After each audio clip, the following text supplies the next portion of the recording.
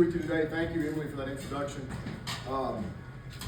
She told me I had 30 minutes to talk. I'm gonna go ahead and tell you, I don't have 30 minutes of things to talk about, but I'm gonna start talking, and we'll see where we get. And obviously, I can tell Mr. Bobby's already got some questions teed up. I can see it on his face.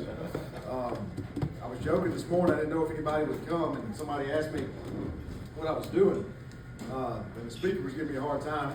And I said, Mr. Speaker, don't worry about it. It'll probably just be Bobby and three of his friends, but I'm sure Bobby's got more than three friends here, but we've got a packed crowd, and I'm glad to be here and glad to share with you today. I asked Frank, I sent Frank an email over the weekend. I said, Frank, because he just said, I want you to come speak. He didn't tell me what to talk about. I said, what do you want me to talk about? And he responds with one sentence this morning, talk about whatever you want to talk about. So I saw him and I walked in the door. I said, that's dangerous. I said, I may spend the whole time talking about high school football or deer hunting, but something tells me that's not exactly what y'all came to hear today. So I'm going to try to recap a little bit of where we got to this point in the session with our public policy, and more specifically our tax reform policy that we are pushing this session as the House of Representatives' #1 agenda, which coincides with the governor's #1 agenda as well, which involves the full elimination of the individual income tax in the state of Mississippi, or as I like to call it, the tax on work. I had somebody ask me recently, in fact it was Friday, and it was a person that'll go unnamed, but it's somebody that you might not, that everybody in this room knows. And that is somebody that probably the outside would think would be in lockstep with income tax elimination. We were sitting down for a lunch on Friday, and this individual told me, they said, do you really believe that stuff? And I said, what stuff are you talking about? And he said, you really think we should eliminate the income tax? And I said, well, I'm glad you teed that up for me, so yeah, let me just tell you, I really do believe that stuff. I fundamentally do not believe that we should be taxing people's work in the state of Mississippi as long as we can prove to the people and to all the interested sectors of our economy that we can do it and still provide all of the core functions of government that we need to provide at the levels that they need to be provided at and take care of our basic needs. So I do not believe we should be taxing people's work. I will stand by that. I've been saying that for years.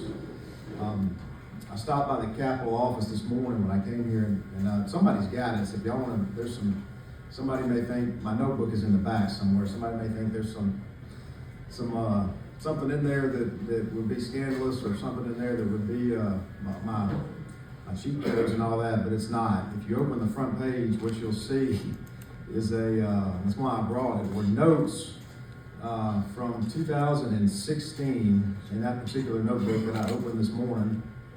And you'll see some notes from when a lady named Miss Keating from the Tax Foundation came to speak to the legislature and to the tax reform committee that was convened in 2016, which is when we started tax reform, at least at the income tax level. I was vice chair of the committee at that time. Governor Reeves was still lieutenant governor, and he was pushing hard what I'll call a business tax reform effort. And so that went back and forth at the time. Chairman Smith was chairman of the committee, and I was fortunate enough to have him, and he was gracious enough to allow me to participate in that process. And it was right around that time in 2016 where I specifically remember the day. I was sitting in the back of the Ways and Means office area where I had risen to vice chair and finally got an office. So that was nice after being down here 4 years without an office. But we were in the office, and what is now Speaker White and I were talking, and I said, man, wouldn't it be great if we could ever eliminate income tax in Mississippi, or at least reduce it? And so some of y'all will remember that particular year, that legislation went back and forth between the Senate and the House a few times. I believe it was a Senate bill, if I remember correct, in 2016. But the very first version of the bill did not have any provisions in it about the reduction of the income tax.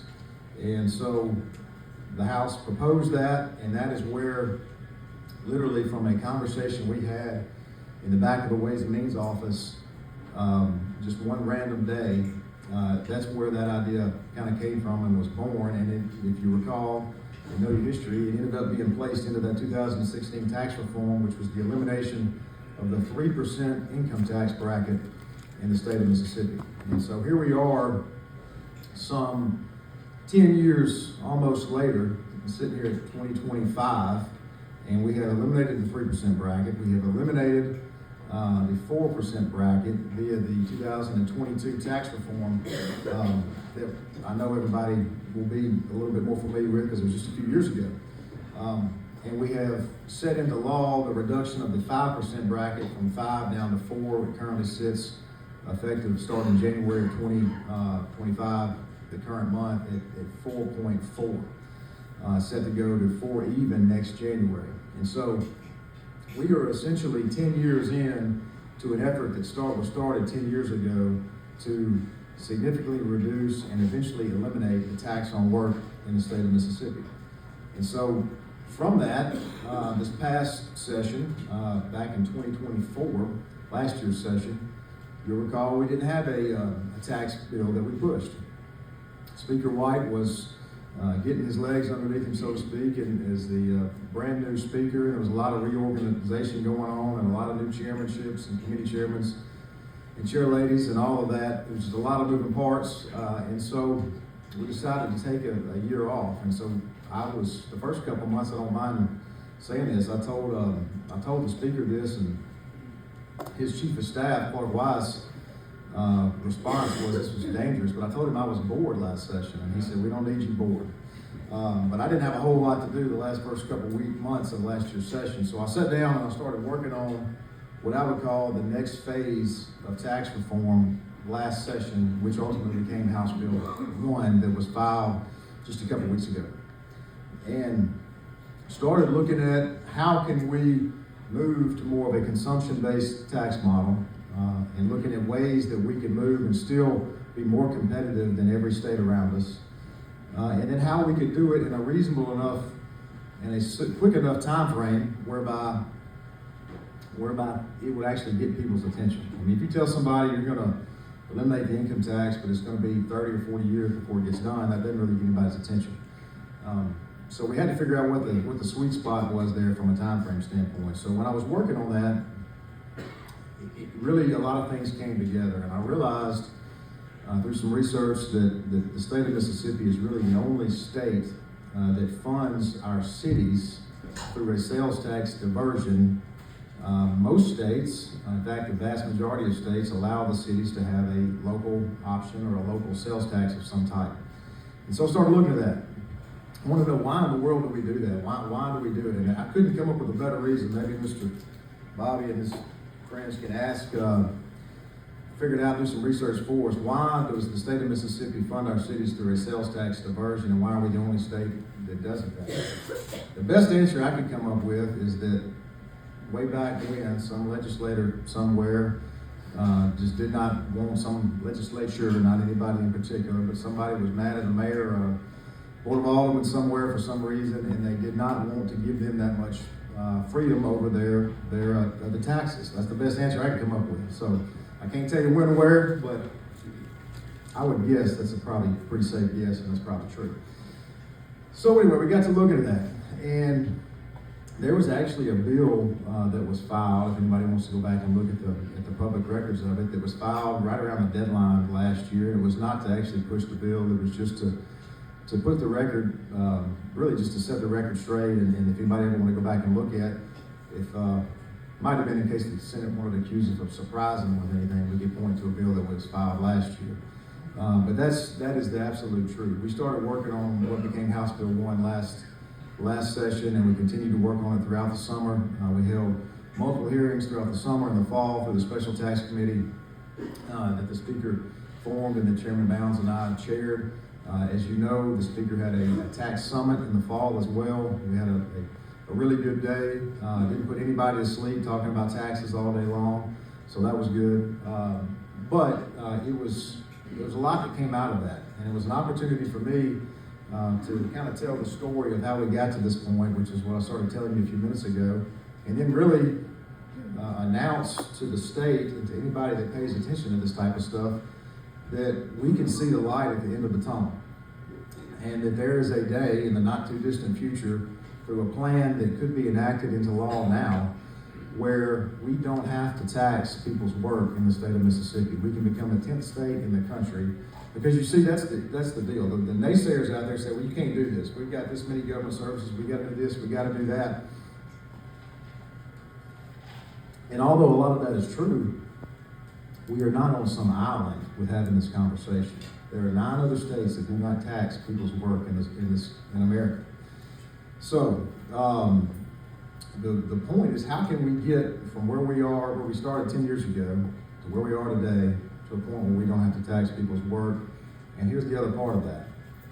How do we at the same time meet some of those basic needs that I think we all agree, Republican and Democrat alike, even the press would agree with us on some of this, that we've got core functions of government that we have to attend to. We've got a highway funding model that's broken, that was put in place in 1987. We're still trying to fund a modern highway infrastructure system, and also MDOT also works on rails, ports, all multimodal sources, airports.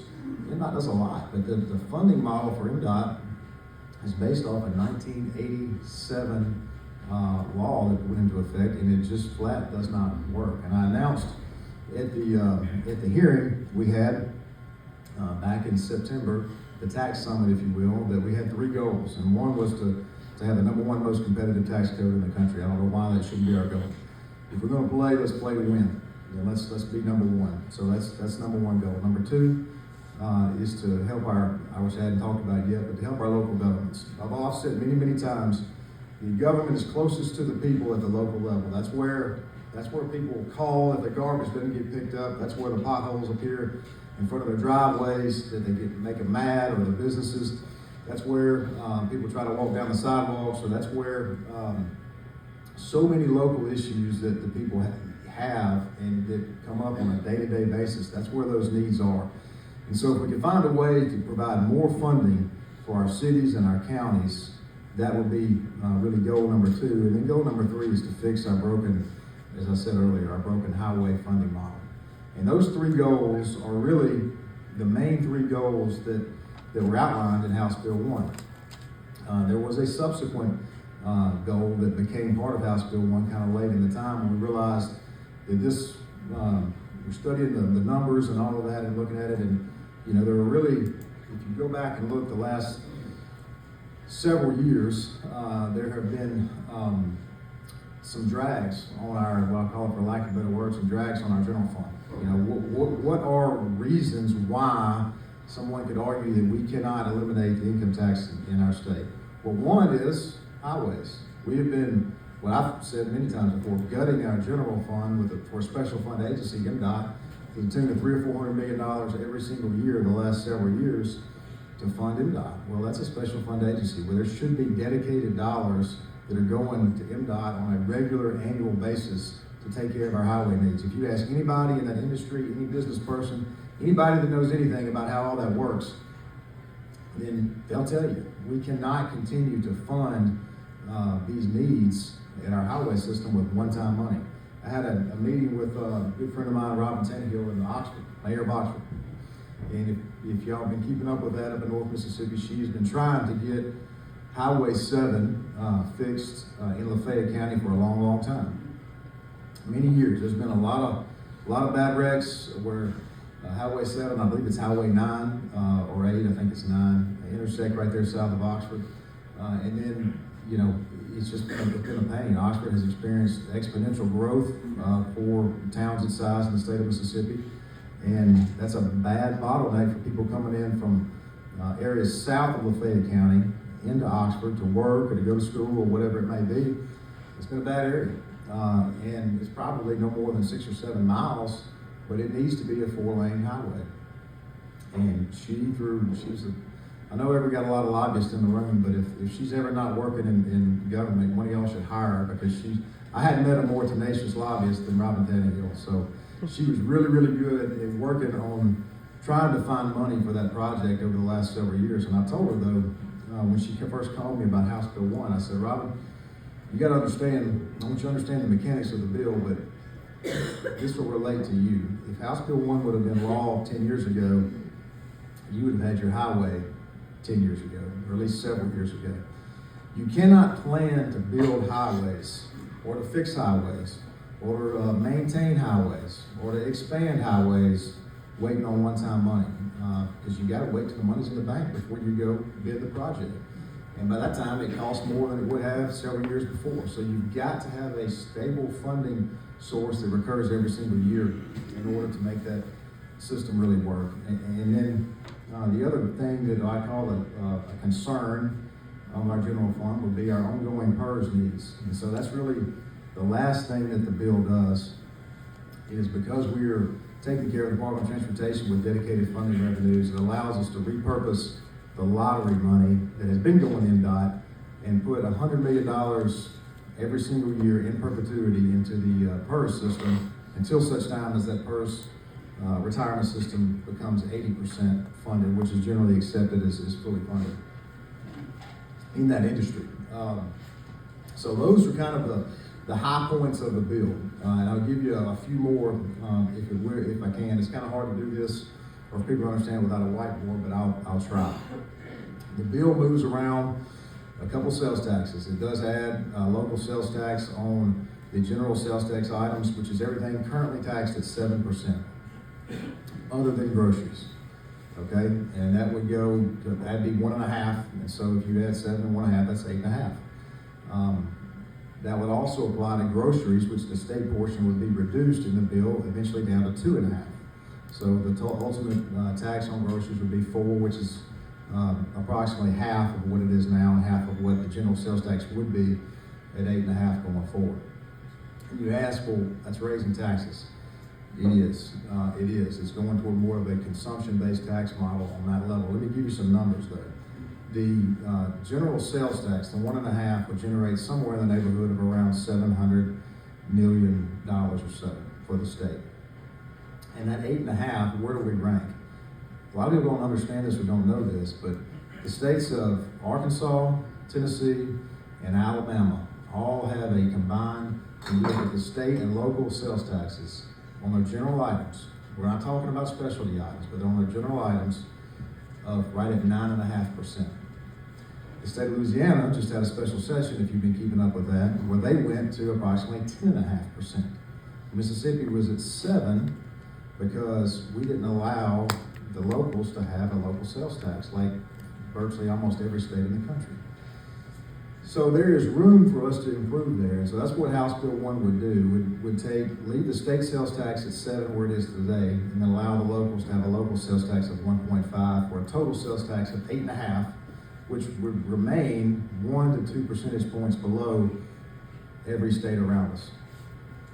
At the same time, going toward more of a consumption-based model, it would add a special sales tax on the retail sales of fuel, not farm diesel, not manufacturing diesel, not maritime diesel, or fuel, any of those things, just retail sales of fuel, basically anything that's used on the road and the highways.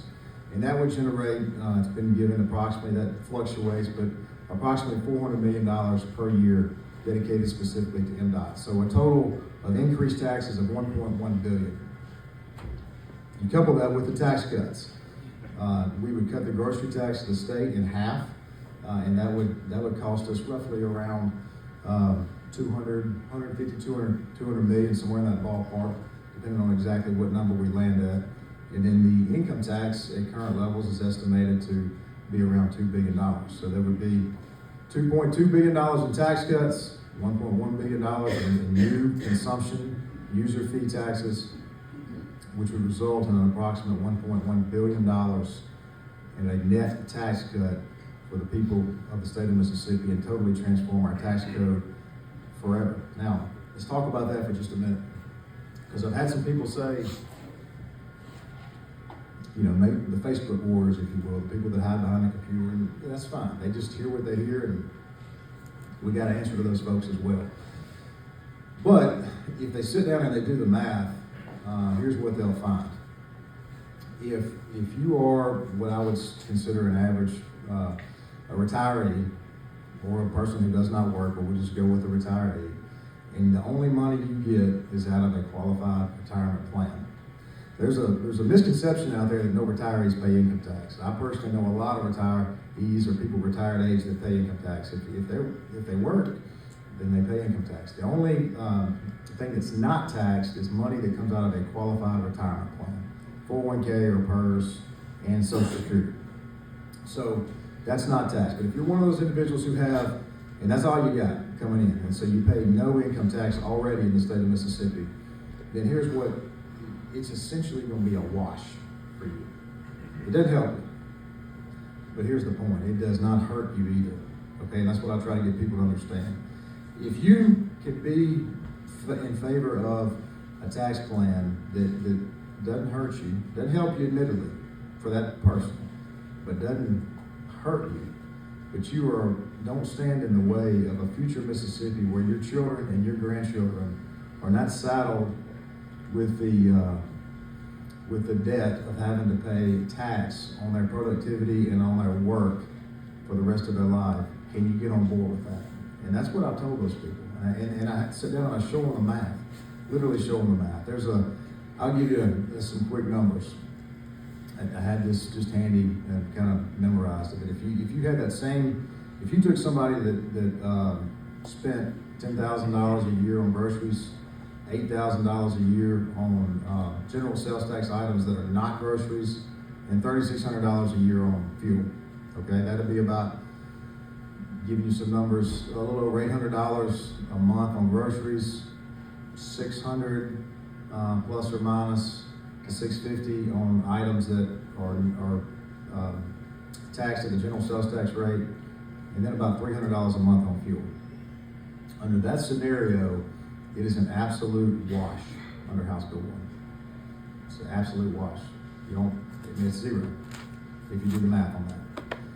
And so that's what I'm trying to get people to understand is this is a much more fair way to do it. It doesn't hurt you.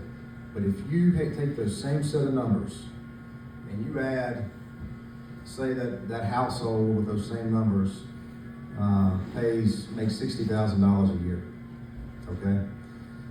And you add the income tax into that particular household is now saving right at $1,600 back into their pocket that can be spent on taking care of their family or whatever they need to spend it on. That's real money.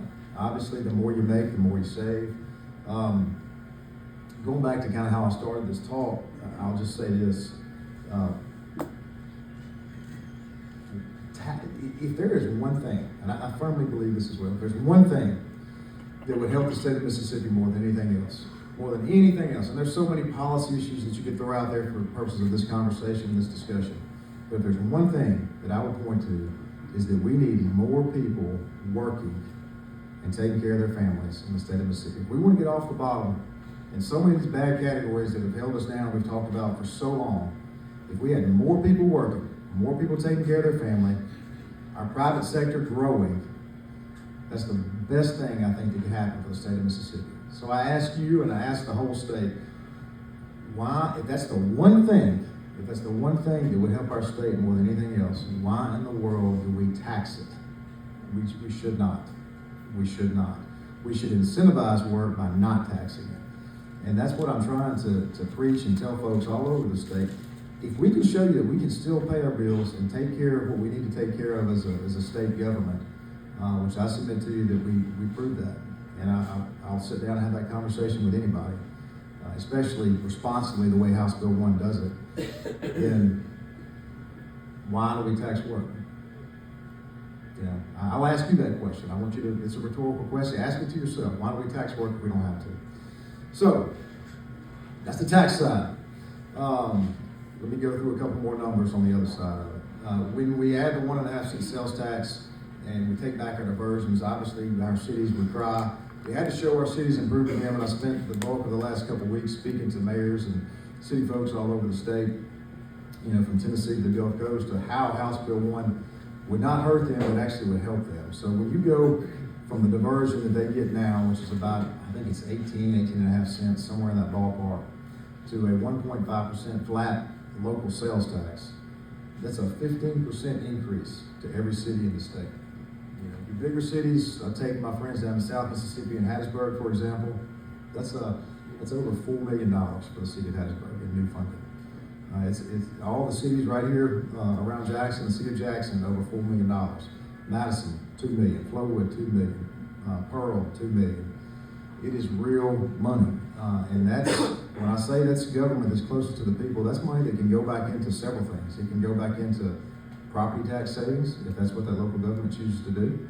It can go back into roads or additional policemen, law enforcement, fire protection. Those basic needs that people need when at that local government level. That's what that money can be used for. And then the 1.5% that would be outside the city, because we don't want cities and counties to compete with each other. We don't pay the less sales tax in the city versus in the county.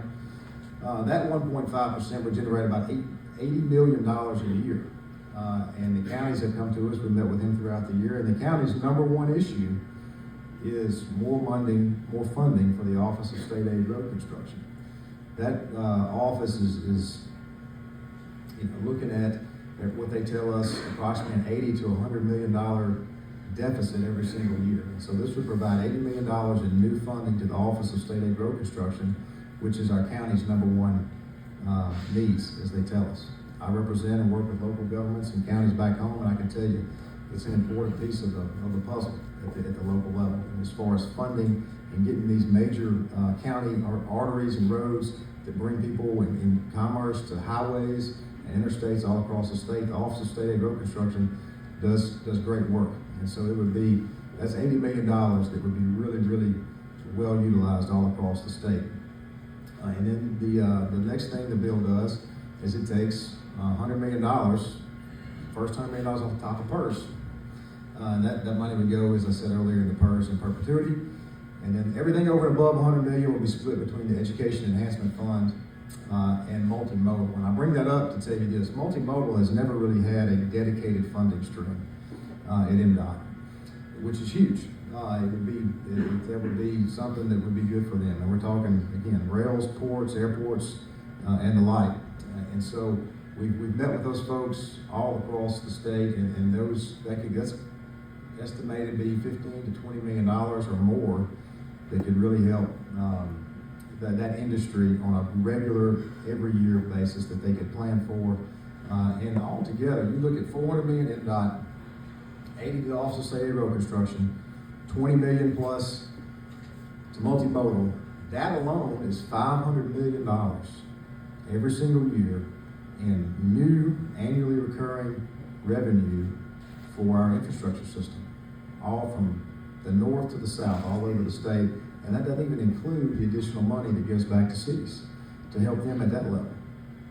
So those are some of those core needs of government that I suggested if House Bill 1 becomes law, will take the burden off the general fund. We're set to run right at a $600 to $700 million surplus this year in our general fund. That's after multiple years of surpluses. We've got almost $2.5 billion sitting in the bank. Another key feature of House Bill 1 that I haven't mentioned yet is because of the way the fiscal year starts in July 1 and the way that the income tax cuts cannot start until January, there's a 6-month lag there where the sales tax diversions have to pull back to the state.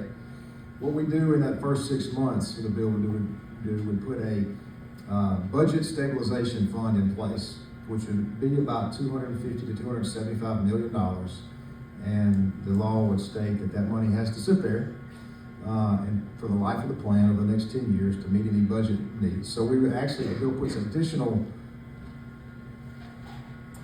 money into savings to prevent any potential years where we may need an extra $50 or $100 million to get through the budget year if that happens. I mean, I've been around long enough, this is my 14th session, to realize that does happen from time to time. I've been through some lean years, and the last several years we've been through some really good years. So with that, I'll just say this. House Bill 1 is a long-studied, holistic approach at tax reform that makes serious effort to accomplish a lot of the needs that we have in state government and a lot of the needs that have, up to this point, been incumbent upon our general fund to meet. We believe there's a better way to tax our people. We believe that we can have the #1 most competitive tax code in the nation. We believe that we can modernize our highway funding system and help our local governments and shore up our PERS retirement system. And I would submit to you that that's exactly what House Bill 1 does. Kind of look to the future. We came out of the gate. Y'all may have seen some messages that came out this morning from the governor. I'm very pleased to work with Governor Tate Reeves on this issue. He's in lockstep with us on this tax reform. Hopefully, our friends in the Senate, we got a lot of great guys and girls down there in the Senate that are taking a serious look at it, I hope, and we'll get back with us soon. I stand before you as the primary author of House Bill 1, but I don't even dare tell you how the bill is perfect. I've told many people that. I'm not gonna stand up here and say it's perfect. There's no legislation that's perfect.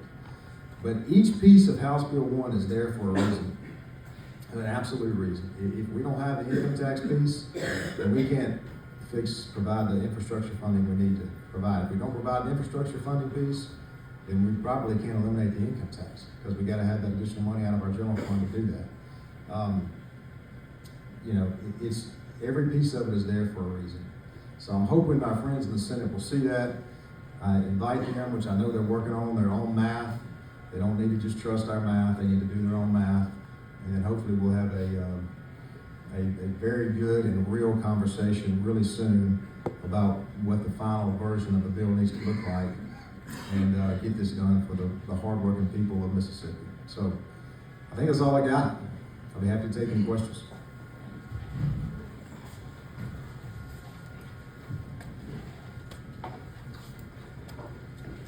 I will be first then, if that's okay. What about concerns about economy? We've got $2.5 billion in the bank, Yep. and there's always that apprehension. What happens if everything goes south and we go back to leaner economic times? Yeah, no, I appreciate that question very much. So we went back and looked at 100 years of history, and there's very few times, really, if any, where state revenue goes backwards.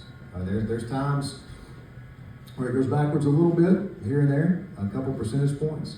But in order to go backwards, when we're spending $700 billion and we're taking in 7.6 or 7.7, that would be totally unprecedented to go below our current spending levels. And I'll tell you this, what the bill does, it reduces the income tax in year 1 from 4 to 3. We talked about that earlier. But then it sets over a 10-year period, a 0.3 reduction in the income tax every year over 10 years until it's finally eliminated. And what I would submit to you is that 0.3 is the exact same percentage, or even a little bit less than what we now have a multi-year track record of reducing and absorbing into our budget and our growing revenues on an ongoing basis. And so that's why people say, well, how do you know you can do it? I said, well, because look at the last 10 years, and that's what we've done. We've got a track record of doing it. I think Emily had a question about it. Yes, the legislature put a fee on electric vehicles in the last few years to help pay for transportation. Right. You're now looking at increasing the gasoline tax. Will there be any consideration given to increasing that fee on electric vehicles? I don't think so, Emily, because at the time we did that, I think it was in the 2018 special session, and that was indexed. So we tried to avoid the mistakes that were made back in 1987 when we put that fee into effect. Yes, sir. Any tax reform points are you willing to negotiate with the Senate if they put the deal? Yes, together? certainly. Don't mind saying this at all. I've told, I'm trying to be as transparent as I know how to be. There's a couple things in there. There's some use tax code sections in there that I think the tax needs to be the same whether you pay it on Main Street or whether you buy it on Amazon. So what I'd like for them to do is I'd like for them to change that to 8.5. I'd like for them to reduce the grocery tax all the way down in year 1 and send it right back to us, and let's make it law. That's what I'd like them to do. And we've teed that up for them. It's there. All they got to do is make the changes and send it back. And in the normal Senate fashion, they may want to do something else like change the name or something like that. Mr. Chairman. Yes, sir. The income tax and the grocery tax, deny the over 30% of the state general fund revenue that you would be eliminating. And the increases would kind of, I guess, in a way, are meant to offset that, are not going to the general fund for the most part, they're going to cities and counties and to MDOT, which is special fund agencies. So you're essentially taking, over a long period of time, you're essentially taking almost a third of the state general fund revenue away. Am I wrong about that? Yeah, I would say you're wrong, Bobby, because it's not all going to the cities and counties, because what you didn't put into that equation is the almost $600 million we're pulling back from the diversions that we're currently sending to the cities. So that money's gonna come back to the state, and we'll get the full 7% minus the other diversions that are on those So dollars. you'd have to take the income tax, grocery tax off that $700 million. Yeah, and so it's generated at around, in the numbers that I gave you, again, these are estimates, but they're pretty close. $2 billion for income tax and $200,000 for grocery tax. Right. I'm sorry, $200 billion for grocery tax. And, what I would submit to you is, in year one, it's a little bit of a wash right in there, but then you start phasing out the income tax at that 0.3 a year. That's the same rate. If you look at it, that may be, put it this way, Bob, it could be around 120 to 130 million dollars, somewhere in that ballpark, okay? But if government revenues continue to grow at our historic rates, which they're right at 3%, sales tax is a little better than 3%. And we would have more percentage of sales tax coming in than income tax. But if you just take the historical rates, and that 3% does not include the COVID years. If you include the COVID years, it's up around 3.5%, closer to 4%. That still leaves somewhere in the neighborhood on our current revenue numbers, $100 million to $150 million for the government revenues to continue to grow northward and not go backwards. So basically, the cuts going forward are built in as part. You're basically taking a part of the growth in the future, and for our conservative friends out there, they like that. That's helping control the growth and the spending in government, and it's built into the plan. So it's a good thing. We certainly know we have needs, but we submit that when you start with a $700 million surplus in the budget, and you allow for the economy and the state revenues to continue to grow at $100 million, $150 million a year clip, based on historical numbers, then I think we can show that we can still meet our needs. But the 2.2 billion would also be growing at 3% if it wasn't cut. Well, it would, and if you're somebody, So it really depends on your policy. If you're somebody that says, I want state government to have as much money as possible, then you would never be for any tax cut. That you wouldn't. And so it just depends on your perspective there. And I just want to go on the record that Scott Simmons pointed out to me that you were not truthful on one thing. All right, I'm totally honest here. What I do? You want to tell?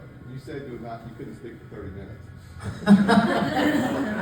Has it been 30 minutes? Yeah, it was like for a guy who was worried about filling 30 minutes, he's rolling right now. He's doing great. Well, y'all see my notes. You did great. Yeah. Yes, sir. Yeah, so you say that every part of the bill is there for a reason, Right. and you say you don't want to tax work, but there is a section of the bill that taxes sex workers at 5% of their income. Why do you think they need to be taxed for their income? And that's other than the other, illegal or illicit sexual behavior. Didn't you ask me that after the committee meeting, I think? Was I that you? did, but you didn't answer, so I'm just, asking again. Well, I saw the headline the next day. I think my mama sent it to me. So, It was a good one. I thought that was interesting that, we got a bill as big as this and eliminates the income tax, and ends up being the headline, but that's your choice. I'll just say this, that provision in the bill talks about not eliminating the income tax on illegal work, illegal conduct, which I'm gonna go back and speak to my attorney, Mr. Bart. If y'all know Bart, he had a baby last 2 weeks, so he's kind of thrown me for a loop. But inside that definition, which is what you're talking about, part of that definition is illegal activity and illicit activity, which I think you're saying defines Sex workers kind of fall into I guess that that depends on side. how you find sex work, because the last time I Production of pornographic materials checked, not. part of that was illegal too, so, you know, I don't really know what the definition is there, but here's the purpose of that, which I actually thought was really smart.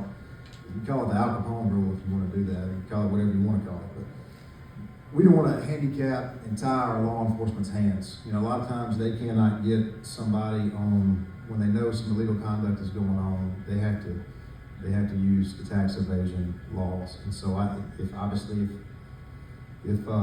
no income tax is mandated, then that would potentially handicap their ability in those criminal investigations, and we don't want to do that. So that's where that paragraph came from. Thank you. Yes, sir.